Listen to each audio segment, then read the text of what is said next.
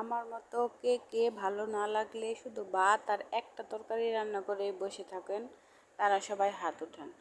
তো আজকে আমি ভাত আর একটা তরকারি কি রান্না করলাম তাই আজকে আপনাদের সাথে আমি শেয়ার করব।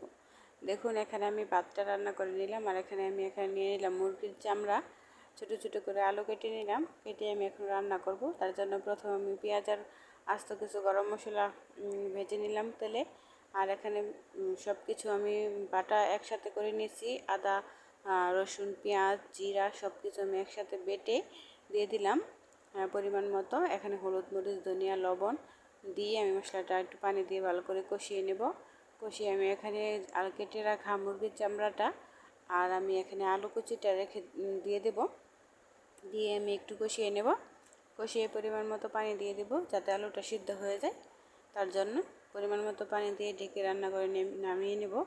কে আমার মতো এইভাবে রান্না করেন আর বিরক্ত লাগলে একটা তরকারি আর একটা ভাত দিয়ে চালিয়ে দেন, তারা অবশ্যই কমেন্ট করে জানাবেন। আর আমার ভিডিওটা কেমন লাগলো কমেন্ট করে জানাতে ভুলবেন না। সবাই লাইক, কমেন্ট, শেয়ার করে পাশেই থাকবেন। দেখুন, আমার রান্নাটা হয়ে গেছে, দেখতে কিন্তু খুবই ভালো লাগতেছে। আর কে আমার মতো এরকম মুরগির চামড়া রান্না করে খেতে পছন্দ করেন, কে ভালোবাসেন অবশ্যই জানাবেন। সবাই ভালো থাকবেন, ধন্যবাদ।